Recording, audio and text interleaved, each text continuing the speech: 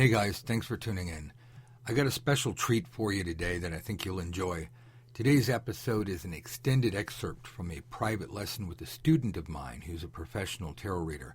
She is very good at what she does, but she wanted to take her readings to a new level.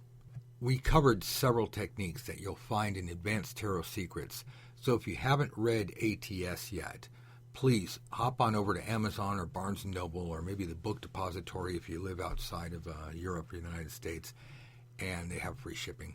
But get yourself a copy. This is seriously advanced stuff, and I want you to master it because it'll help you stand out from every other reader that you meet. Now, I haven't been making any new podcasts or videos over the past couple of months because I've been building a secret project for you guys. I'm completely revamping EasyTarotLessons.com, and I need you to do me one small favor. I try not to ask you for a lot, but please do this one. Stop what you're doing and just take a moment and jump on over to EasyTarotLessons.com and sign up for our free tarot lessons. There's no gimmicks. We'll never spam you. But sometime between Halloween and Christmas, we're going to be pulling back the curtain on this new site, and I want you to be the first ones in to get all of our free lessons, our quizzes, tests, exams, fun games, study buddies, forums. Consider that as much as I can tell you right now. So with that out of the way, let's go ahead and get into today's lesson, and make sure you take notes, and if you have any questions or comments, please leave a comment and share your thoughts, and I will absolutely get back to you. Thanks for being here. Great. I'm trying out this new headset to see if I can get a better sound recording. I don't like headsets. But, I got to grow up and get in the real world, and professional audio means you got to have those stupid things on your ears, and makes me feel like an Eskimo. Especially if you have the big kind that goes over your ears. Yeah, they're big, puffy, marshmallowy things. Imagine the size of a regular McDonald's hamburger and just a double cheeseburger. I have a double cheeseburger on each. Hey, I look like Princess Leia. I love it. So, yeah, let's have some fun today. Now, just to get some things out of the way, have you read either one of my books? And if so, how far are you in on them?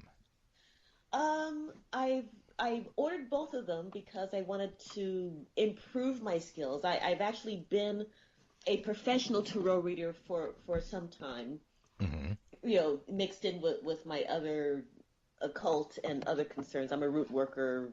I did hoodoo. Excellent. Oh, you've got some friends here. and I just, after reading your books, especially the first book, the easiest tarot. Yeah, that thing, the white book. The easiest tarot one.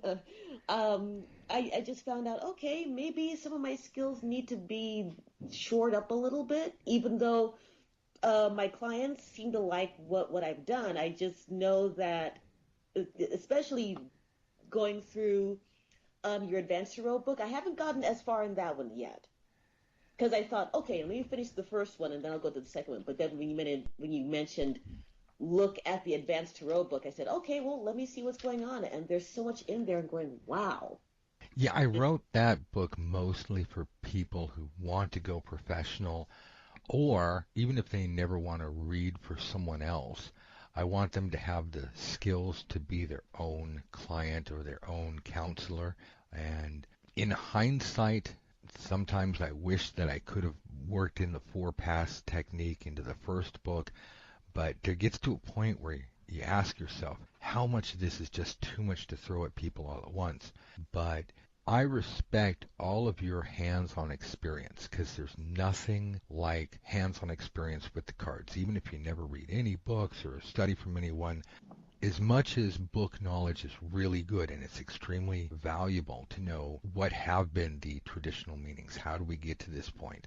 That being said, there is no substitute for hands-on practice. So with all of your experience, you've trained your intuition. You've built up a dialogue with the cards, because you used the cards as a tool to open your intuition, to be able to guide you exactly to the answers that your clients need. Absolutely, yeah. So this is all good, and this is wonderful. So what we want to do is take some of the stuff from Advanced Tarot Secrets just take you up to that level where you're really getting 3 to 5 times more information than you got before. Because in business, they say you're leaving money on the table. Hmm. So in this sense, we're leaving information on the table. And of course, your clients, their eyes will bug out and go, wow, how did you do that? And you say, ancient Chinese secret. Uh, so absolutely, let's jump into this. Is there anything specifically you'd like to start with? Um, Mostly just learning how to not just go through the meanings of the cards and then explain what I'm getting out of it, because I feel like that's been a weakness as of late. And I'm remembering just a casual thing I did a while back, actually last Christmas. There's a local drag queen that I go to his house for the holidays. He opens his house to his friends and whoever he screens first, of course, and comes in. And I've gone there 2 years and just did readings for him and his friend. And with this particular guy, I mean, I like him a lot. He's very active around here. The last couple of times I did readings for him, I've had to like refrow the cards 2 or 3 times because I could not read him. I blame myself partly because I was trying to do the straight cold reading, not asking a lot of questions or just asking very general questions. And I know that was my mistake. Yeah, you'll hear me a lot just rant about how I hate cold readings. Our job is not to prove ourselves to people. Our job is to help people get results. And if someone prefers giving cold readings and they've got a track record where they're always 100% accurate, well, you know what? Then we'll write a book about them because it's a damn fairy tale. Hmm.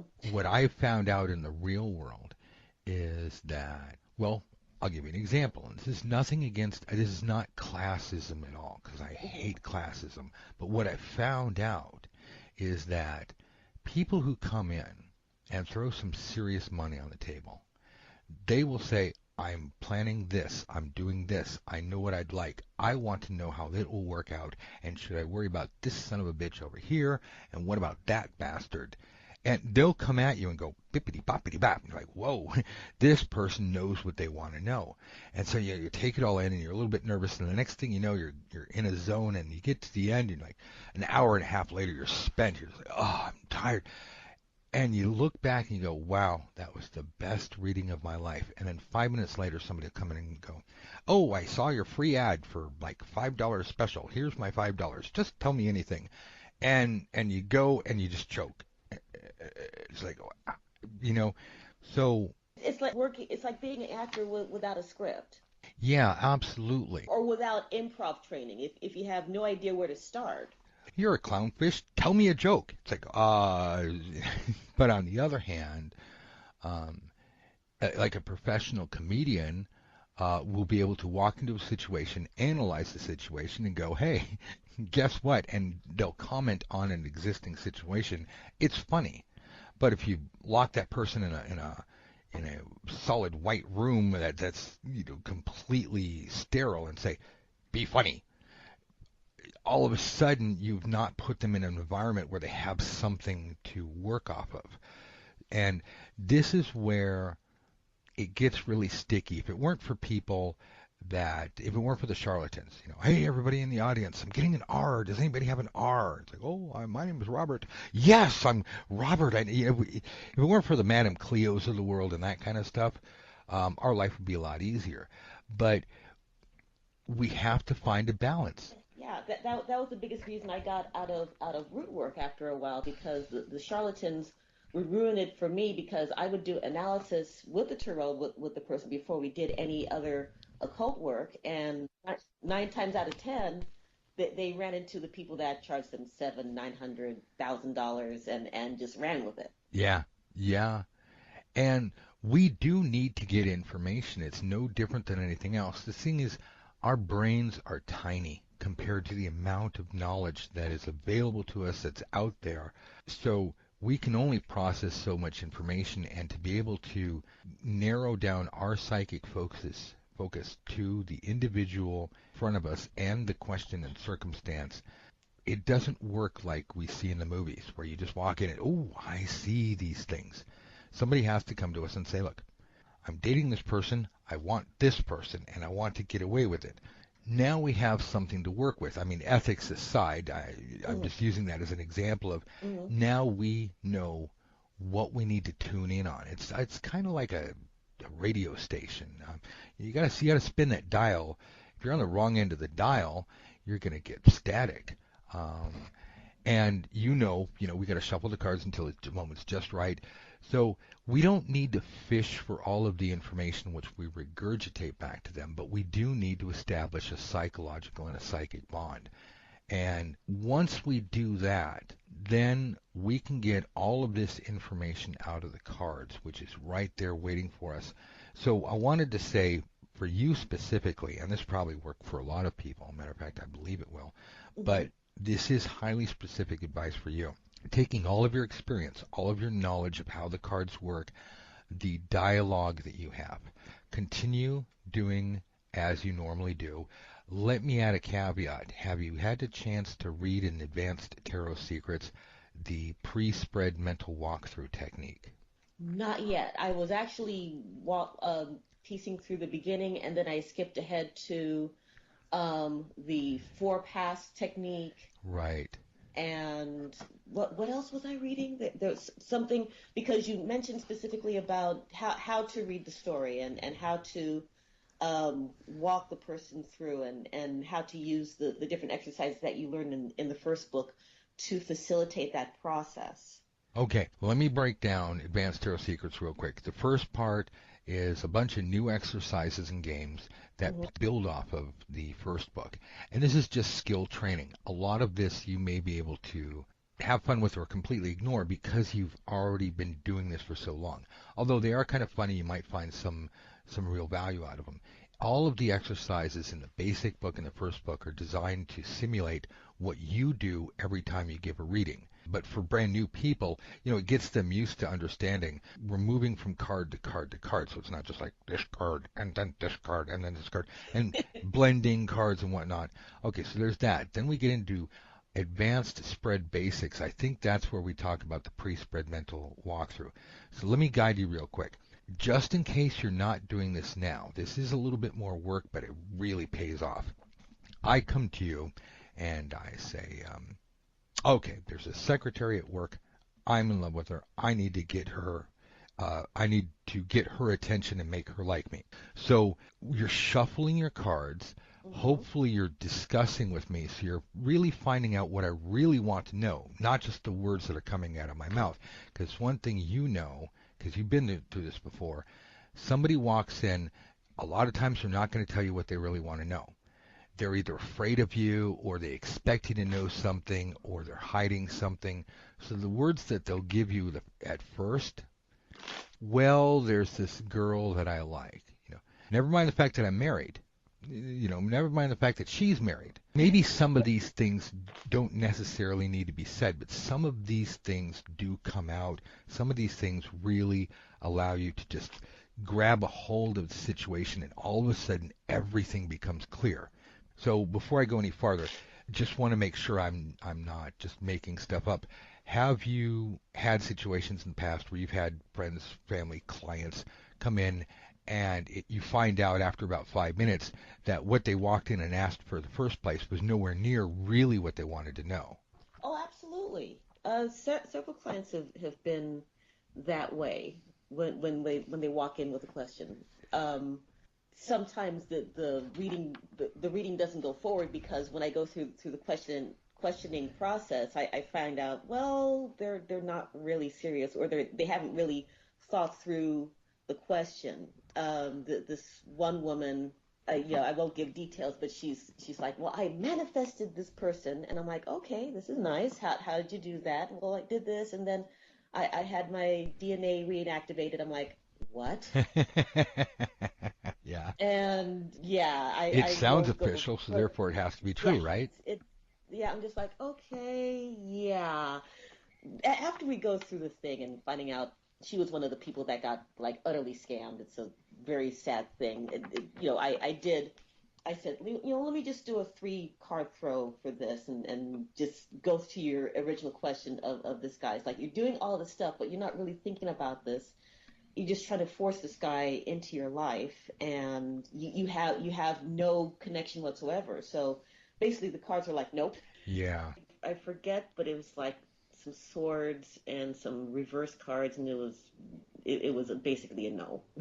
Yeah, and you got yourself a nice, clear question. So let's go back to this. You are familiar with it's almost like an interview process. We really, while we're talking to our clients, we're kind of playing with our cards subconsciously. We're kind of doing a number of things. We're shuffling the energy into the cards. We are randomizing the cards because obviously they can't just be the same cards they had from the previous reading. Hmm. But also we're developing a psychological and a light psychic bond with our client, which makes it a lot easier to give them the information that they absolutely need and can act on, rather than saying, oh, don't tell me anything because I'm all powerful and I will just throw out some cards, and you never really know if that's the connection. So at that point, this is all what I call pre-spread work. I've drawn a line psychologically where when the cards hit the table, that is post spread work. Because once the cards are on the table, that's it.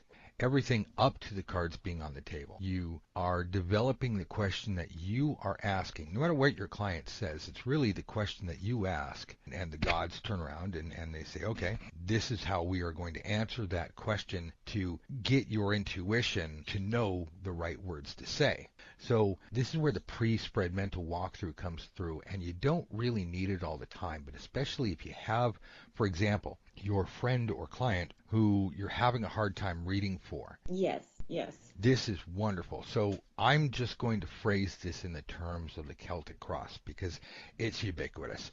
So whether you use Hmm. this spread or any other spread, but using the Celtic cross is just an example. So you're Hmm. shuffling, you kind of know what it is that you want to ask, and you might even still be forming the questions.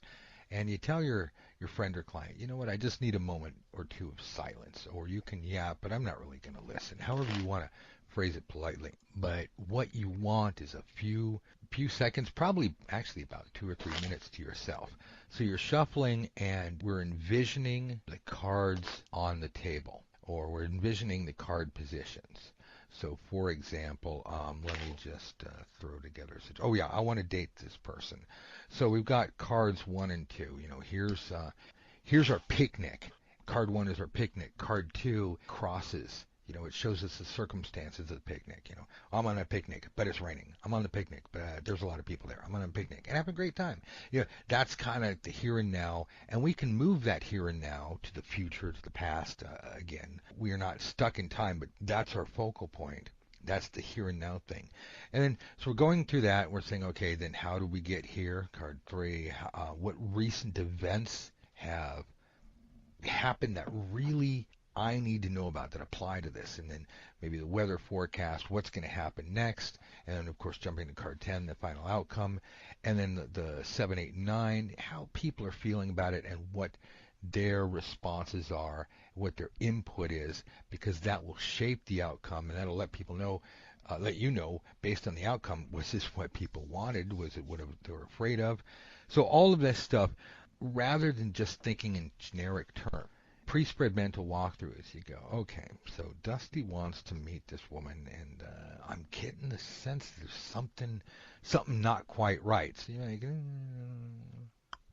so I mean, you might even do a little verification card. You crack the deck open, you kind of peek at it and go, "Are you married?" "Oh, yeah." "Oh, no judgment. So you're married. You want to meet this other person." "Yeah." "Is it wrong?" "No, no." Well, again, my job is to give you Hmm. answers here, not to because you don't want your client to all of a sudden clam up and start hiding and lying to you. One of the things I absolutely hate is when you're giving a really good reading, you just think you're on fire, and your client's like, "Nope, nope, nope, nope, nope." And then 5 minutes later, they turn around and tell you the same exact thing you said, but in their own words, as if you'd never said it. So we don't want our clients, I know you've had that happen. Oh yeah, yeah, yeah. So we don't want to encourage bad behavior. We're obviously not here to lead our clients or trick our clients, but we want our clients to feel as if they're in a confessional. Because if we're going to give them information that is really going to make a big difference in their life, we have to fight their dishonesty. We have to encourage them to be open and free. And then we, of course, try to give the information as non-judgmentally as we can, as it's a human failing. And then they take that information and they do with it as they will. And then, of course, things like morals, ethics, standards, that is important, but that's not part of the process itself. And what I want to talk about is the process here. So pre-spread mental walkthrough. So you're going through and you're envisioning the card positions and how they will shape whatever card shows up. Because we're kind of clarifying our questions to the gods. So for example, you might say, you know what? It's the season. Let's talk to Papa Legba. Let's say, hey, Pops, I need to know. I need a little advice here. This joker's trying to scam on the secretary. You know what? I will never be involved in this. I can't say either way, but let's try to figure out what's going on here. How is this going to work out? Is it going to blow up in his face? Can you give me some information? Now, see what I've done is I've used the Celtic cross as an overview spread. So I've said, what's going on? Is this going to blow up in his face? Is this going to work? Because I know that cards 7, 8, and 9 are going to represent the emotions and the input of other people. Now, have you read up on what I call the spread protagonist? No, I have not. Oh, you're going to love this technique, and I'm sure you've probably done it without. I invented fancy terminology, but when we're in the real world, it just becomes organic. So a spread protagonist. Let's change the question. Client walks in, wants to know why her boyfriend won't propose. It seems natural for us to read from her perspective. But what if we changed all that? What if we said, you know what? Let's look at the relationship from your boyfriend's point of view. So now the spread is about him. Well, that shows us that we want to look at the relationship from his perspective and what is holding him back from proposing and what is going to be the natural outcome of the situation. Because again, if we're looking at a Celtic cross, we have to phrase it so we're really asking an overview question. Well, cards 7 and 9, as we go through our pre-spread mental walkthrough, we have assigned him as the spread protagonist, so we are seeing the world through his eyes. I mean, it's nice to know her point of view, but her point of view isn't what's making this work or not.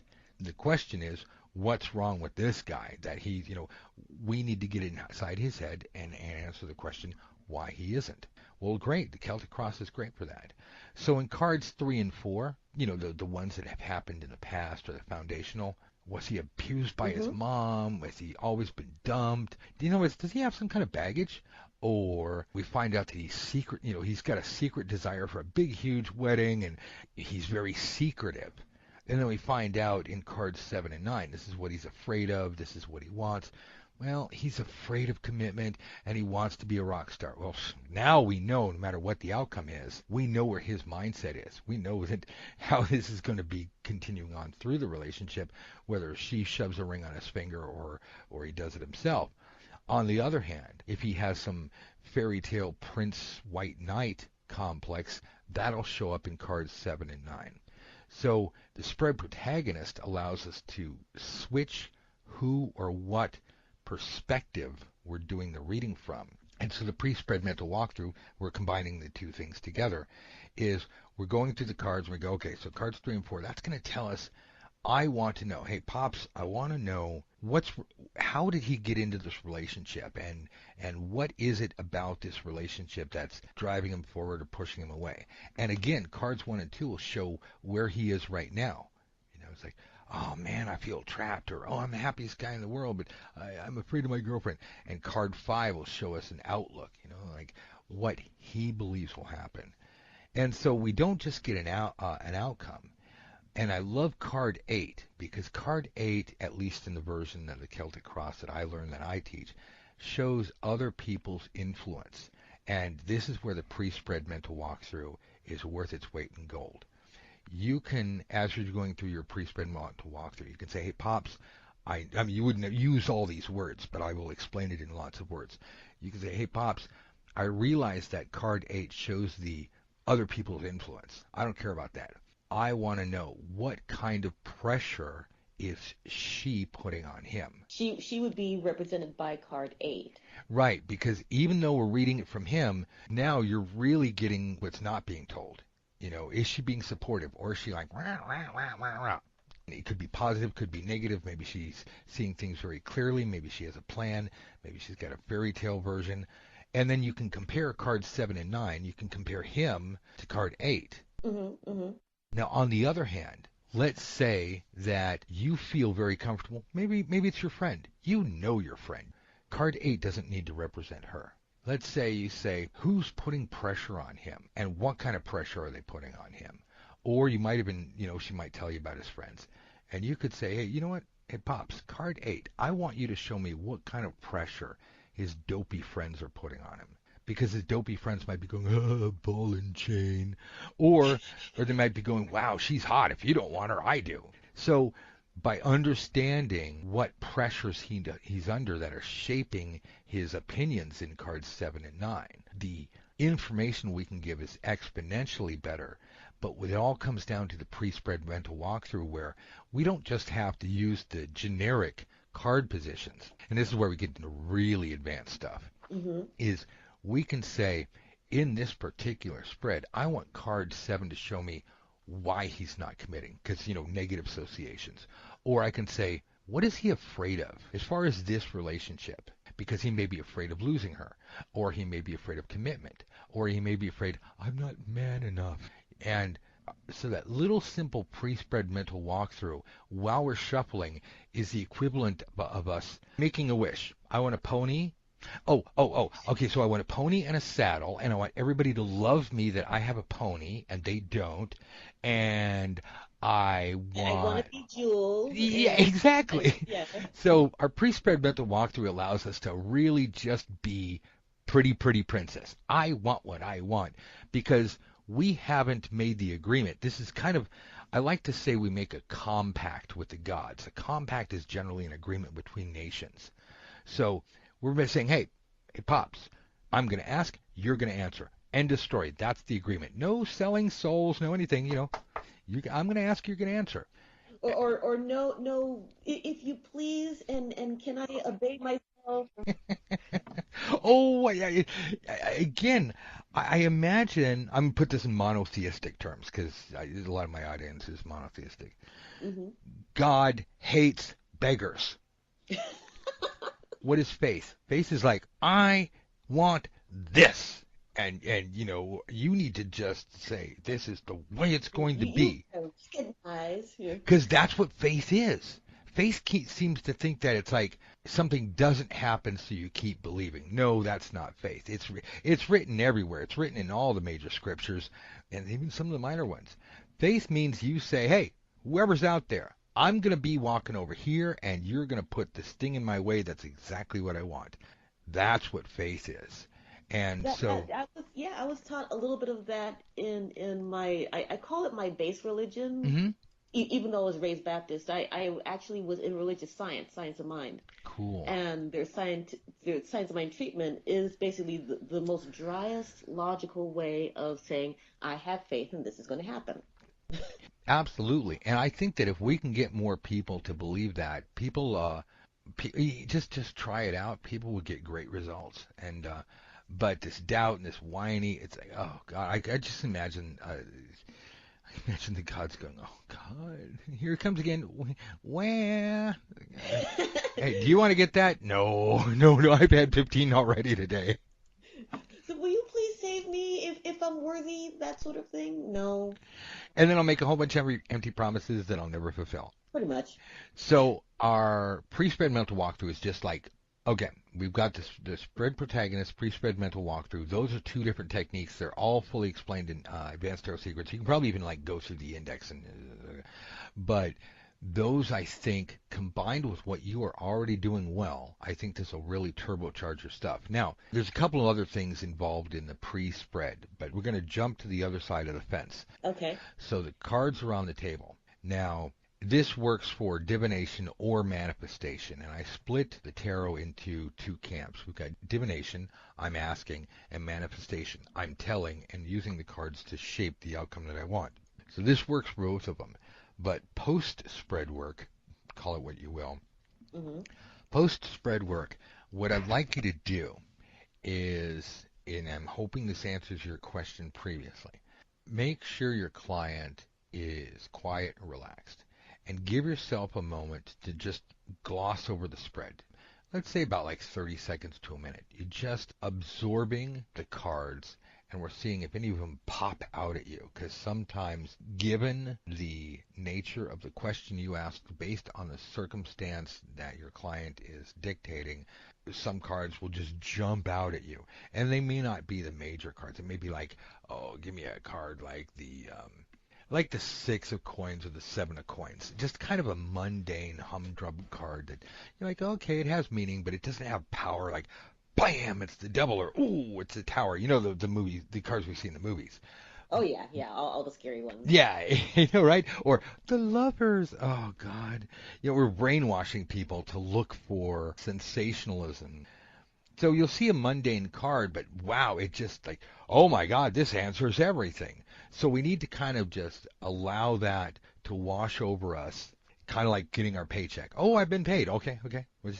Before we start spending our money, we just kind of go, okay, I've been paid. So we get our sanity back because there's nothing like an onrush of new stimulus to throw us off. So we kind of get that. Now, I would prefer that you just kind of work your way card through card. And there's a technique that I introduce in Advanced Tarot Secrets. I call it taping a meaning down. It's playing off the idea of, or playing off the colloquialisms of nailing something down, or this is set in stone. And I like to use the analogy of a post-it note. I have one in my hand. It's a little piece of paper, and it's got this really crappy glue on the back. It's just enough to stick, and then hopefully you can pick it up and stick it back in. So in other words, you can just kind of reposition it. So that's what I mean by taping meanings down. So your first pass through, you're doing what most people read. You're going, okay, this is here, here, here, and you're talking to your client, and you're not really doing a lot of blending or anything. You don't necessarily have to do this formulaically, but when I teach people, I break it down into 4 different passes. And this way everything gets covered, and as people evolve, like, you'll look at this technique and you really just mix and match. But our first pass, just for sake of clarity, we're doing what most people do. You read card to card to card to card, and you're getting a little information, you're giving some information, you're clarifying, does this make sense? Well, yes, it does. Oh, it makes sense. Okay, good. Right? And you're moving through, and what you're really doing is that first pass through, you now understand all 10 cards. I mean, you understand how you have 10 advisors reporting in from Sector 7 and Sector 6 and Sector 1 telling you what's going on in your little empire. Okay, that's great.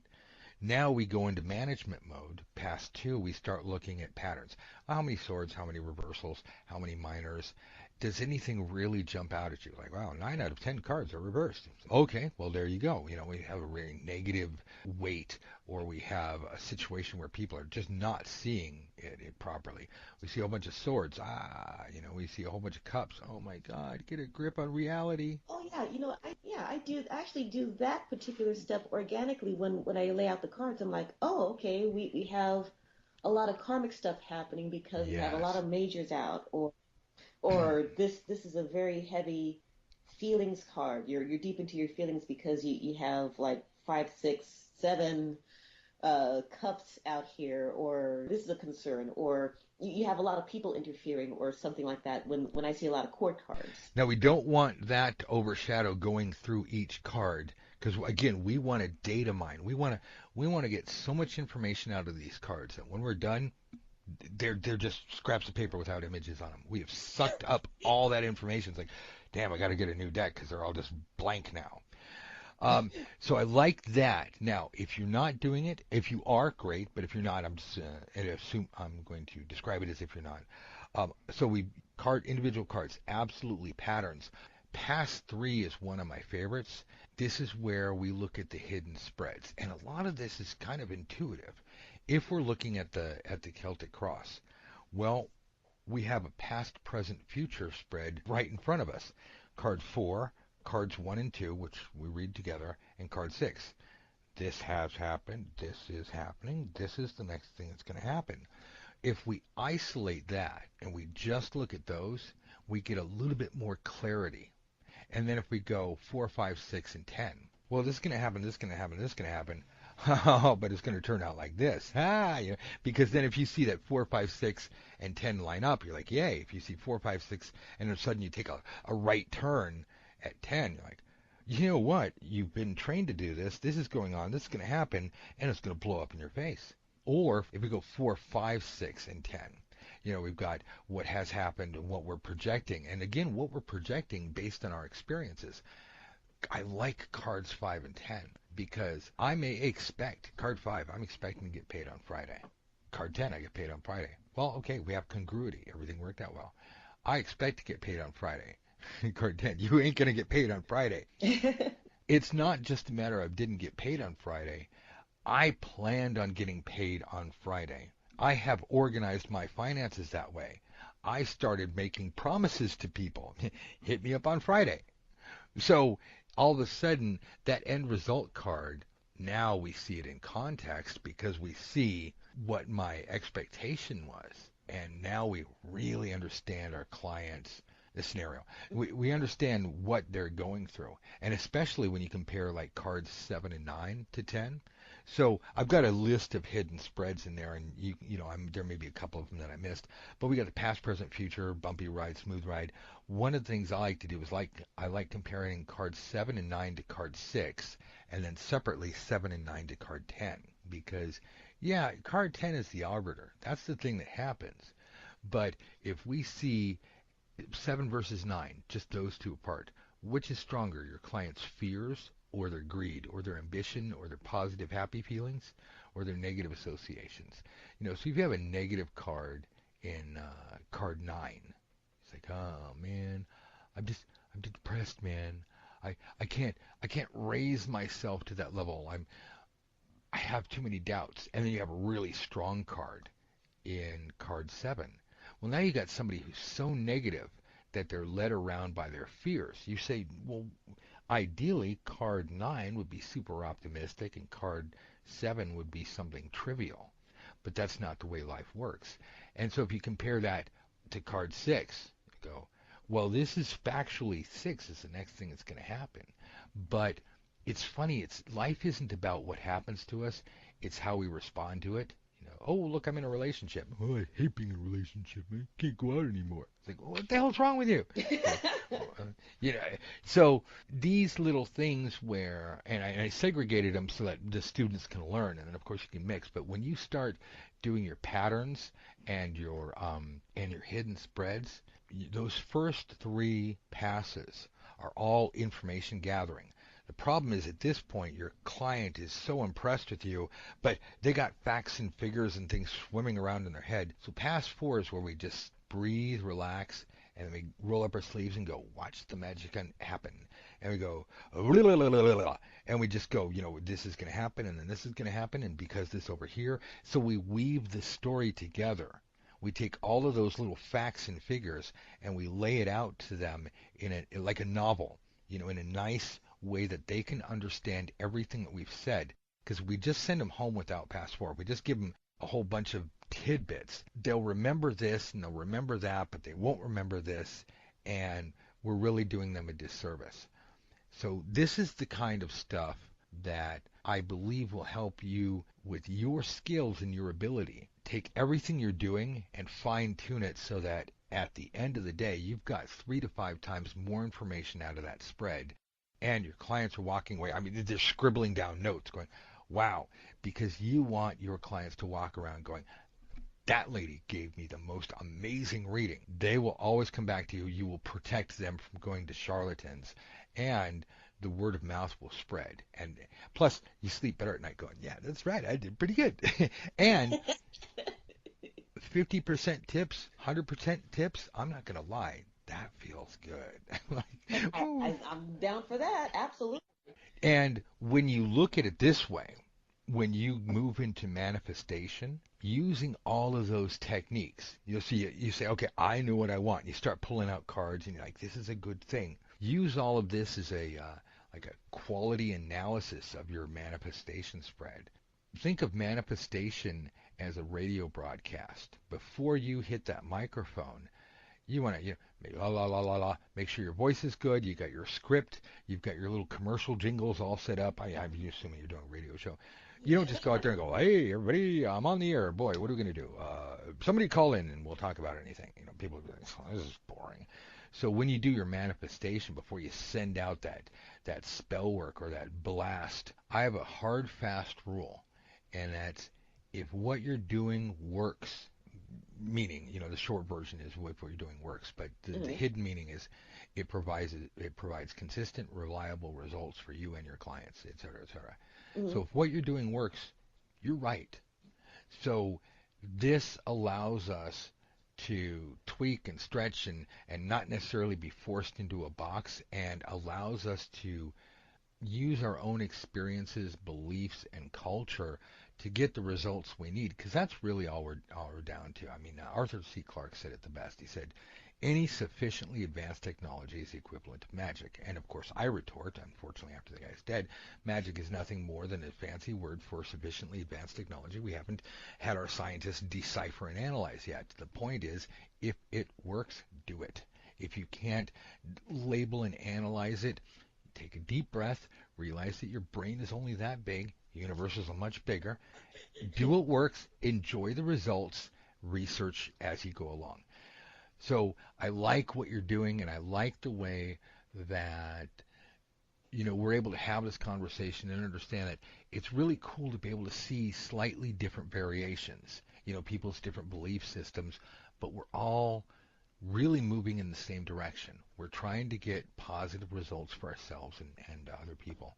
Well, yeah, absolutely. It's like my thing, especially because I mentioned earlier that I was now studying the one JJ Swiss Tarot cards, the ones that are pre-Rider Waite, because Yes. I wanted to challenge myself on just reading the pips and to get deeper into my intuition and to pay attention to that more and giving more information to my clients than just saying, okay, this picture means this, and do you know what this means, and that sort of thing. Just really being able to get in and get into the meeting and give more meat to my clients. So I'm really appreciative of the time that we're spending on this. Well, see, now that's a good point. I'm glad you brought that up because I like to think that the tarot, until my astrological deck finally comes out, it's only been like 22 years, but until such a point, I think the tarot is the best tool for developing one's intuition.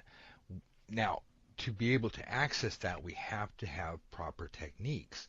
Hopefully, my books have taught these techniques, well, independent of what format you use. As long as you're doing the exercises properly, I believe that the tarot is the best tool for developing intuition. The beauty of the images is that it gives us a little extra information. I used to be huge into cartomancy, but I found personally it to be a bit constrictive for me, I guess because I'm a very visual person. But generically speaking, when we're reading a tarot card, we have a choice. We can take the traditional meaning, we can take the image, we can take something about the image that sparks us. And so we have a number of things, or we can, make up a Kabbalistic meaning or a numerological meaning. And these have weight if they work for you, but they're not requisite knowledge that everyone has to follow, because ultimately, I'd like you to look at it this way. No matter what deck you're using, there's only 78 cards. Now, if we get too stuck in Kabbalistic meanings or numerological meanings or keywords and phrases, we've got 78 words in our vocabulary. We've got 78 meanings. The tarot is a language. We have a dialogue with our cards. Now, if we add reversals, which everyone should, now we've got 156 words. Well, the average, at least American, I wish I knew the global statistics, but I do know the average American adult is rumored, again, we're trying to narrow this down, but the best or the most accurate information that I have says between 5 and 10,000 words comprise the average adult's vocabulary. And then, of course, like super smart people who just love words might creep up to 12 or 15,000 words.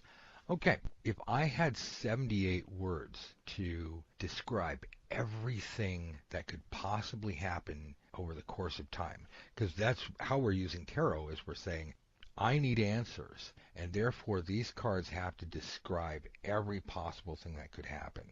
Well, if I had 78 words, instead of going, well, okay, I see that you're hungry for pizza, but there's not pizza because they closed down the Pizza Hut and you got to go to 7-Eleven. You're like, oh, that's a slice of it. Instead of being able to say that, it's like card one, you, aren't you hungry? You hungry. Yay, give me $500. It's like, what? You are hungry, so there it is. Yeah. So that's your problem. You're hungry. I know I'm hungry. So now there's the phrase "a picture is worth 1,000 words." That came from one of two sources, and I think one of them was an advertisement that said one look is worth 1,000 words, and then I forget the other one. A picture speaks volumes.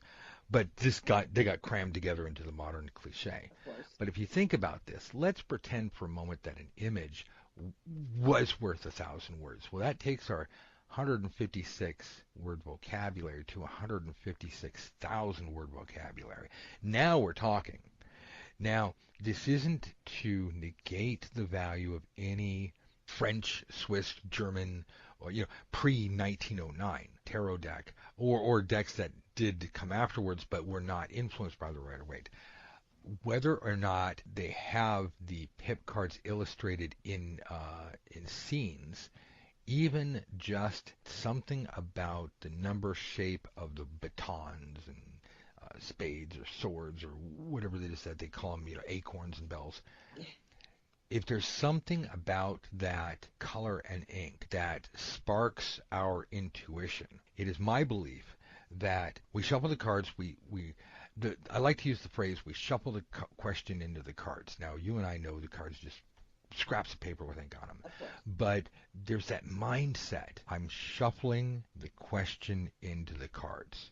Okay, that puts us in some kind of mindset. Again, here's where we go, well, we can't really explain the scientific details, but this is what works.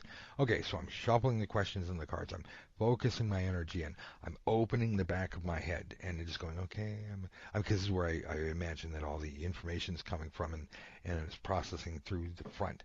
So I'm like, okay, I'm shuffling, asking, oh, ding, okay. Now I flop the cards out and I breathe and I look at each card, and part of me logically will say, well, this card possession has hair and it means this, and of course traditionally, so I got that little nerd inside my head. But I teach my students, and I think you might like this, even though you like obviously are well beyond this, but it's kind of fun to, if you want to ever teach somebody how to use the tarot, it's like the essence or the secret. If there was one secret to reading the tarot, we look at the Fool card. Because you know this because you've channeled before. Imagine that little yappy dog. That's our conscious voice. Yap, yap, yap, yap, yap. Doubt, doubt, doubt. Logic, logic, logic. Bias, bias. I'm hungry. Details of the day. All them stuff we call Maya. Or the minding the details. But what about this? What about that? What about that? Right. And then the Fool is us going, wee! I'm reading the tarot. I'm going to look into the future. I'm just going to open my mouth and whatever comes out. Now, this doesn't, I don't like it when people say I'm an intuitive reader, meaning I just say whatever comes out of my mouth. There are rules, and of course the whole point of tarot is you are an intuitive reader. You shouldn't be formulaic. If formula worked, somebody could write a computer program and probably would have already, and they'd put us all out of business. But computers can't make good tarot readers because they have no intuition. So what you need to do is make that yappy dog really small and blow up the Fool. See how the Fool is bigger than the yappy dog. You need to just be able to close your eyes and step off that cliff and know that there's a rainbow right there, that you're going to walk on. Or like Wile E. Coyote, as long as he wasn't looking down, he could run off the cliff. It was like, oh no, when he put his hand down, it's like, that's when he was in trouble. So in that sense, going back to, again, whether there are images or whether they're scenes or not on the cards, what I find works the best is we state our question, we throw the cards down, and we allow whatever that card is to smack us upside the head and go, in this particular situation, the traditional meaning goes right out the window. Now, you've experienced something like this before, I'm sure, because you've got Oh lots of yeah, yeah. experience, right? Papa is the master troller. So, and anything that basically puts people out of their element, or just makes fun of them and tries to get you to laugh at yourself. He's a master of. So yeah, absolutely. Yes, yes. So just keeping that front and center in your head, this really allows us to get so much better results, to get so much more accurate and precise. And again, accuracy, precision, they're two different things, but if we can just blend them together, wow, you know. So I want to take everything that you're already doing right and just kind of open the hood, tweak a few things, give you a nice little tune up, and turn your Volvo into a Maserati. I like that idea. Um, and because the results will be self-evident.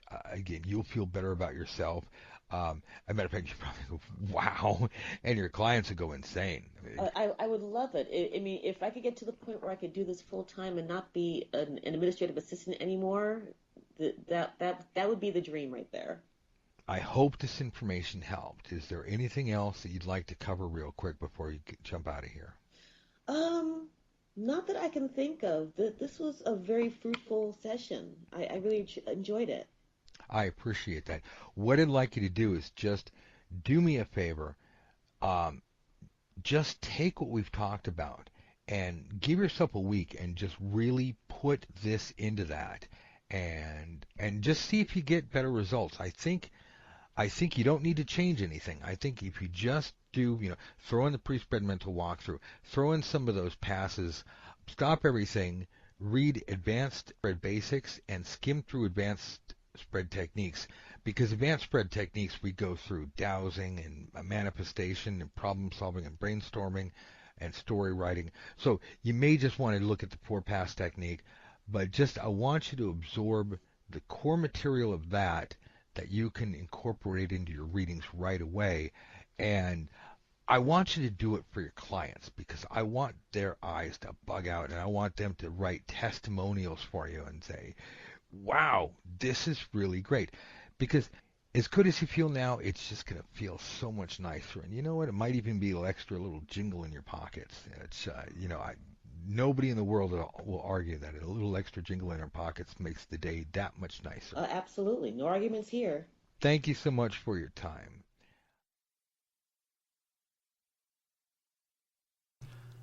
All right, kiddies, that's the lesson for today. If you haven't done it already, I hate to nag, but please get over to easytarolessons.com, take 30 seconds, and make sure you're getting all of our free audio, video, and written lessons. And sooner than you think, we will have a place where you can get your questions answered live. But you have to sign up for the free lessons to get that kind of access. See you next week.